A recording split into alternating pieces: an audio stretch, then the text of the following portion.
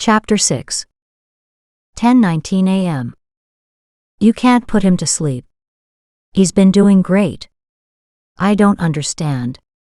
Samantha blocked the cage containing Soldier, the name she'd settled on for the injured German Shepherd. The rest of the staff faced her as one group. Samantha, we warned you about his lack of progress. He isn't adapting to people. No one will handle him. The shelter won't take him now. Then why did you save his life? Damn, she hated to beg, but someone needed to stick up for the dog. If he was worth saving then, he's worth saving now. Lucy stepped forward, placing a comforting arm around Sam's shoulder. Honey, we tried to warn you. We hoped he'd get better, but he hasn't. He just needs a little more time. Samantha didn't know what tactic to try next. Her hand clenched again, fingernails sliding into half-moon impressions already there. She knew she had to keep trying. She hated the compassionate looks from her coworkers, hated their detachment. No one had taken the time to get close to Soldier like she had. It wasn't fair. Just this once, she'd broken her own cardinal rule and gotten close. Too close. Her heart ached. She couldn't stand the thought of something happening to him. That made it an easy decision. I'll take him, she said abruptly. The room exploded. No, Samantha, you can't do that. He could be dangerous. Sam, that's a bad idea. I wouldn't recommend that. Sam refused to listen. They didn't understand. She had to give Soldier a chance. I have to try. He's not comfortable here. If I take him home, he'll have an easier time of it. He needs to learn to trust again. He can't do that here. And then what? Casey, one of 3 female veterinarians on staff, spoke the collective voice of reason. What if he attacks you? He won't, Sam answered with more confidence than she felt. Stubbornly she repeated, I have to try. Dr. Wascott walked over and squatted before the German Shepherd's cage. Dangerous growls filled the room. Sam, I can't let you do that. He sighed. He's dangerous. I can't have that on my conscience. Well, I don't think he is. But if you give us a chance, and it turns out he doesn't improve or gets worse, then you can put him down. Standing up, the vet snorted, his hands on his hips, staring at her in concern. At that point, no one will get close enough, and we'll have to shoot him. Some truth existed in his words, but Sam wouldn't be swayed. Not now that she'd sensed a sign of weakening. I'll need to borrow a cage to transport him. She double-checked the size of the dog. And a hand to load him. The only way I'll agree is if you keep him in his cage for at least another week. He reached out, placing a hand on her shoulder. I'll come and see him then and reevaluate. He's too dangerous to be free right now. He could hurt himself and anyone in the vicinity. Sam interrupted him. Which is why my place works. No one is around for miles. Tossing him a smile of thanks, Sam headed out to her pickup to make room in the bed. Moving Soldier went well with everyone's help. Once Sam made it on the road, she kept checking the rearview mirror to make sure the cage hadn't shifted. Driving gave her time to think. Like about the name and the phone number that Detective Sutherland had left behind, with a casual comment. He's a strong psychic whom I've worked with in the past. Call him if you need someone to talk to. Then the detective had left, seemingly not realizing what a bombshell he'd left behind. Sam had snatched up the paper, read the name Stefan, then tucked the information away in her purse. She'd wanted to grab the cell phone and call right away, but hadn't a clue what to say. Now excitement bubbled in the back of her mind, terrifying her with the possibilities. She hadn't called yet. In truth, she'd rather have Brant with her when she made contact. Less awkward that way. Sad to say, but this had gone a long way to improving her opinion of this particular detective. She wrinkled up her face at another truth. To have the handsome detective believe her would be great. To earn his respect, now that would be a bonus. There was just something about that look in his eyes. As if he cared.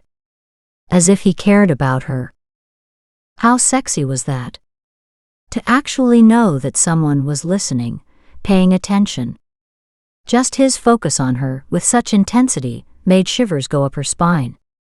His dynamic features, so alive and always shifting, intrigued her.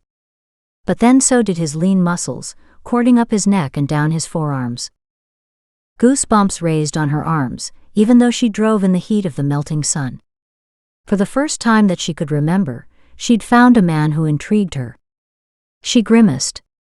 That a cop had been the one to bring her dormant sexuality back to life was beyond ironic. Women had been attracted to men in uniform since time began. Just not her. Too many bad memories. The trip had to be hurting the dog in the back, yet she hadn't heard him complain once. The cabin came into view, surprising her at the speed of today's trip. Once home, she backed the truck up to the porch.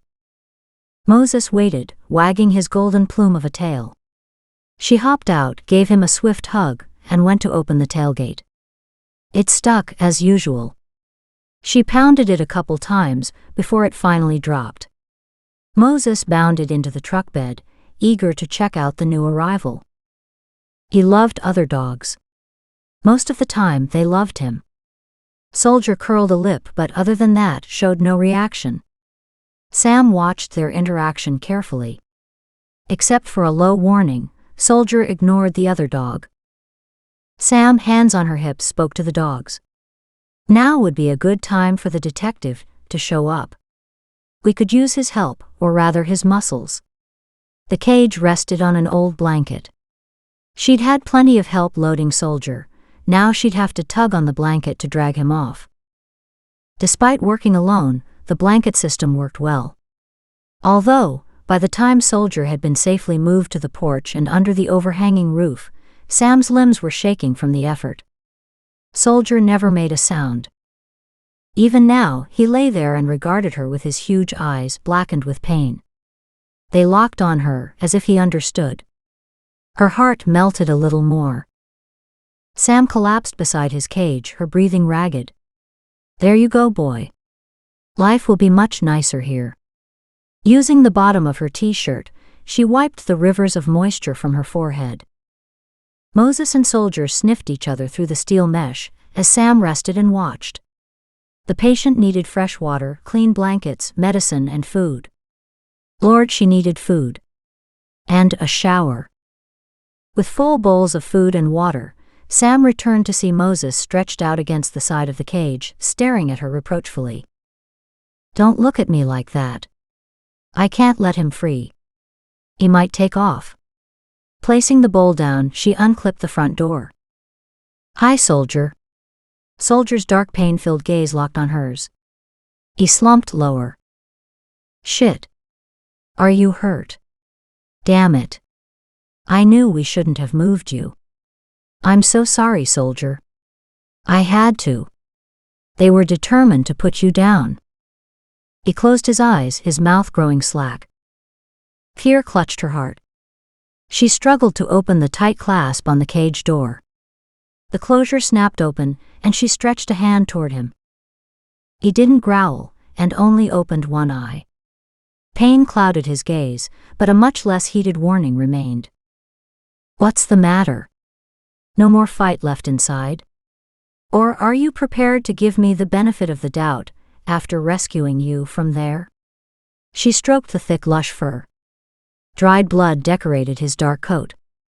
As her fingers worked deeper and deeper, she found sand and grime worked into skin level.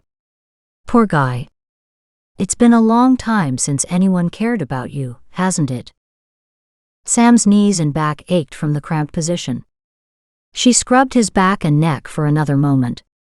While she worked, she told him about his new life, using a quiet, calm voice. She didn't know if it helped or not, yet knew it was what she'd like done, if she were in the similar situation. Stupid. It's not as if she'd ever be huddling in a cage. She stopped, her fingers deep in his thick fur, stunned by the correlation. She might not have been in a cage, yet she'd been living as if she were an injured animal anyway. Wary, hiding from the next blow that life would deal her. She laughed. Enough for both of us, huh? The cage door clipped her as she backed out, making her curse. Moses whined. Soldier even lifted his head. With both dogs' gazes on her, Sam extricated herself from the wire. She stayed on her knees for a long moment, considering the door. If she disliked it, imagine how the dog liked it. But if she left it open, would he run away? Or worse, get hurt? The cage offered safety for him. But what kind of life did he have without freedom? As he'd still be in the cage, she wouldn't be going against her word to her boss. Not that he'd see it that way. Moses stuck his nose on her neck, reminding her that she'd been motionless for too long. Wrapping her arms around his neck, she gave him a warm hug, burying her face in the thick ruff. Oh, Moses. Tell me this will work out for the best. She reached down to shut the cage door and stopped. Both dogs stared at her, ears up. Soldier couldn't go anywhere right now. His injuries would stop him from running away. But what about her agreement with the vet? She made a gut decision. Fine. We'll try it your way. Sam walked into the cabin, the cage door wide open behind her. 7:22 p.m. Whistling cheerfully, the tall, heavily built man tugged on the lead he awkwardly held in his left hand, along with one of the 2 dog crates. He should have made 2 trips, but he'd had enough for today. It was time to head home. Past time. He'd held his temper all he could today. He was quite proud of himself. It took inner strength to remain calm, when inside he despised being here, despised the people, and particularly despised the women. He should get an Oscar for that alone. No one appreciated how hard it was for him here. No one. He was capable of so much more. Still, it was their loss and his gain. He knew he could do more. In fact, he was doing more, they just didn't know about it. A malicious joy seeped through him. Hey, Bill. Jack, one of the organizers, had chased after him and had almost reached him. He sighed, took the last few steps to his van and put down the crates. Damn, these dogs were getting heavier every time he had to take them anywhere. Good class today. Thanks, buddy. Did Dolly Seymour ask you about fitting in a new session next week? This would be another private session. Bill opened the back door to the van. She mentioned something about it. I haven't confirmed availability yet. I'll have to call her in the morning. No problem. This is the same group from last week. They want to work on individual training, so maybe you can see your way into accepting this one. Bill had a grin plastered on his face. On the inside, though, he was tired of smiling. He was tired of being nice all day, and he was fucking tired of the whole mess. Surely his luck would change soon, and he could split. No problem. If I can, I will. Good enough.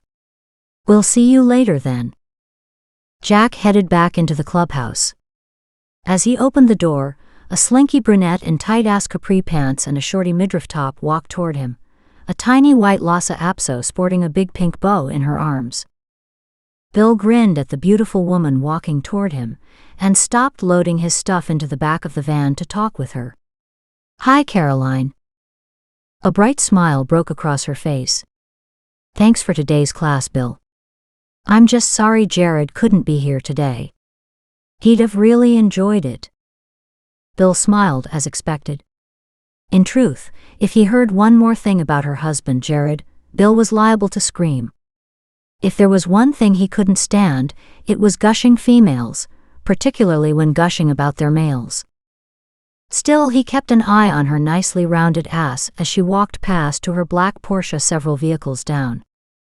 He just might have to do something about that, and her. June 17th at 2:30 a.m. Screams echoed in the darkness. Sam twisted and pulled, struggling to get away from whatever held her fast. She couldn't get free. In a blind panic, she realized her body no longer answered to her commands. Her eyes opened. She shuddered. Shearing pain melded with terror as she took in the blood dripping to the floor. It ran down the folds of the floral bedspread to soak into the cream-colored carpet waiting below. "Please don't no more." A voice not her own spoke the words in her head. A blow shattered her breastbone. Her screams poured into the small room. Sam barely flinched. Her attacker laughed. "Like I'll listen to you, bitch. You like this? You must. You let that useless husband of yours beat you all the time." His hideous laughter added to her horror. God, how could he laugh at her? He was an animal. She died a little more at his unexpected pleasure. Monster. Maybe it had something to do with his unseemly pleasure, or maybe it came from her absolute fury at yet another murder, but somewhere deep inside, Sam's consciousness attempted to reassert itself. In a weird way, she became aware of both worlds at once. Her awareness built, a small step at a time, allowing her to put a slight distance between her and the dying woman. A fog grew between the two realities, buffering her from the poor woman's pain and fear. Groggy and disoriented, Sam tried to snap out of the psychic episode fully, only to slam back inside the injured woman. Her body lurched uncontrollably. Sam tried to ward off the oncoming blow, but couldn't make the right arm move. "Stupid woman. What good are those looks of yours now? It's far too late to run away." His fists lashed out once, twice, and then yet again. Muscles tore and internal organs bled under cracked bones. The poor woman arched her back, lifting high off the bed. Both women screamed. Cries echoed inside and outside of Sam's mind, building and blending into a crescendo of terror. "Why are you doing this?" Blood trickled down the corner of her mouth. Sam didn't know who spoke, her or the victim. It didn't matter, the words were the same. "Because I can, bitch." Mocking laughter echoed through the small room. "But," she gasped, fighting the vomit in the back of her throat. "Why me? You're weak. You deserve killing. Staying with an asshole like that. Besides, I hate him. Maybe the cops will think he's good for this one." "No," she gasped. "Please don't." Too late. He raised his fist and landed a blow below her eye socket. Bone shattered, making little scrunching noises. No white knight was coming to the rescue. Ever. There was only Sam, and she didn't know how to help. Through the bloody haze, Sam, desperate to take something useful back with her, struggled to open her good eye. Swollen and bloody and not her own, made the job damn near impossible. Light slid painfully under her sore eyelids. She struggled to bring the scene in focus. The bastard was getting off her bed. Blood splatter covered his shirt and jeans. He wore unrelenting black with the blood standing out in dark wet spots. He wore gloves and a ski mask. Same height and same build. Same energy pattern. Damn him again. At least she thought it was him. Only one eye could see. Sam couldn't even tell if this man wore a ring or not. The light in the room started to fade, as if the sun were setting at rapid speed. Except the curtains were closed, and it was the middle of the night. Her vision narrowed, locked on her killer's face. The circle grew smaller and smaller. Sam knew her time was almost over. She could only watch with painful understanding as the circle of light reduced to a pinpoint before finally, thankfully, blinking out. Forever. It was over. Sam woke in her own room minutes later. For the first time, grief didn't overwhelm her. She was angry. She hurt for the victim and her family. But even more, a deep pulsing fury permeated her soul. That asshole had way too much fun doing what he was doing. He had to be stopped. When she could, she shifted upright. Pain still coursed through her body, but the anger provided a dense barrier, letting her cut through the pain. Inner excitement grabbed hold. This time she'd had some kind of conscious awareness. She'd kept a part of herself intact, while living what that poor woman had experienced. Poor soul. Sam sniffled. Why was this guy doing this? Surely he had a reason, more than just for entertainment. Lying back down, she thought about the details from the vision. Once again, the killer had been fully hidden, so no face or ring showed. There'd been light-colored walls, a plain white ceiling, and a cheap floral bedspread. Again, nothing helpful. It was 6 in the morning now. Surely someone would find the woman today. Depression set in. Tucking the blankets around her, she reached for her phone. There was no answer at Detective Brandt's number. She hung up. Then, changing her mind, she redialed, and this time left a message. Afterward, she sat, undecided, before dialing the station. 5 minutes later, she sorely regretted that action. I'm sorry, ma'am. Could you repeat that? Could you please have Detective Sutherland call me? I know this sounds bizarre, but I can't give you any more information. A woman has been murdered. Samantha tried to keep her voice from showing her frustration. Just going over the details hurt. Damn it. Why wouldn't anyone listen to her? She cleared her throat from the confused emotions clogging it. Excuse me. Could you just pass the message on, please? She shifted the phone to the other ear. I'll see that he gets your message, replied the cold voice on the other end of the phone. Thank you, she answered and hung up. Nothing else she could do. It took 25 minutes to hear from him. Samantha. Yes, she answered, relief rushing through her. It's me. And, he asked, concern in his voice. Sam took a deep breath, snuffling back tears. He's killed again, she whispered. Dead silence. She scowled into the phone. She could almost hear the gears in his mind churning at lightning speed. Did you see him? I saw him, not the ring. He kept his gloves on the whole time. She shivered at the memory, still fresh in her mind. He wore all black, including the ski mask. Can you identify him in any way? Sam shook her head, then realized Brandt couldn't see her. No. Not really. I might recognize him by size, carriage, maybe his way of moving. His gaze. Sam closed her eyes and swallowed hard, hating the fear clinging to her skin. Some of that fear belonged to the various victims, and to a certain extent, some of that fear was Sam's.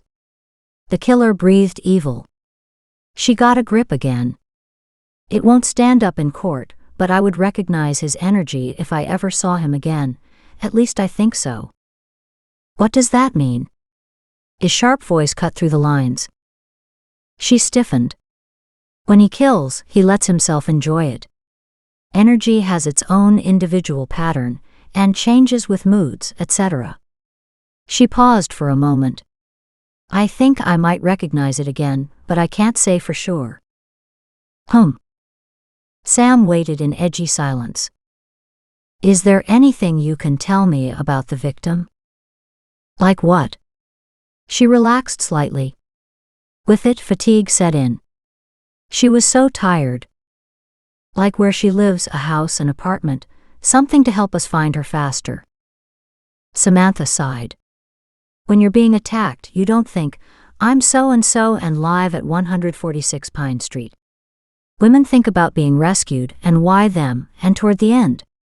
Sam caught back a hiccup of a sob. Toward the end, she continued, her voice a hint above a whisper, they only think of those they're leaving behind, their loved ones. Sam could barely hear him through the chaos of her emotions, yet she could sense his sympathy. She heard him scratching down notes. He beat her to death. He beat her. No knives? No. He hated her husband. The husband beat her, so he took her away from him. If that makes any sense. Nothing a killer does makes any sense. Sam hesitated. Another thing. Her eyes were damaged. It was hard to see clearly. Sam stared bitterly out her large bedroom window, where raindrops started to ping against the panes of glass. She would see another sunny day, but the poor women wouldn't. Can you tell me anything else? Her name? You got the name of the car victim. That was different. Violent imagery coursed through her mind. Was there gold to be mined in there somewhere? Just a minute. Sam closed her eyes, letting the images flood her mind that she'd been forcing back. Maybe something useful was there. Fists. Blows. Blood. Screams. Red. Pain. Grief. Sam doubled over, gasping at the emotional onslaught. She fought to stay conscious, scared all over again as the pain and images took her back into the horror. There. What was that?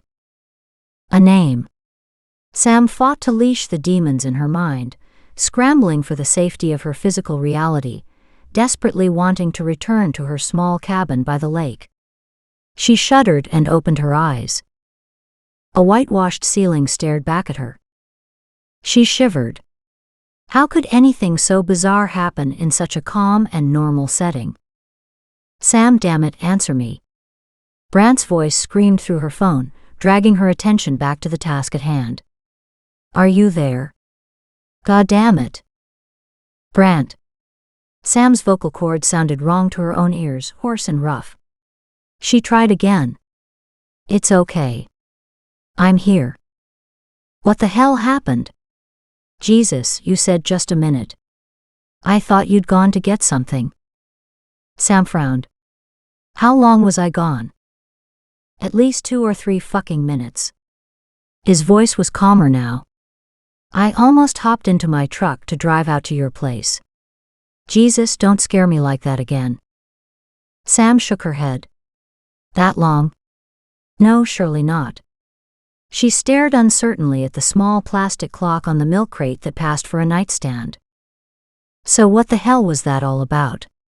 Brant blasted her, obviously pissed now that she'd returned.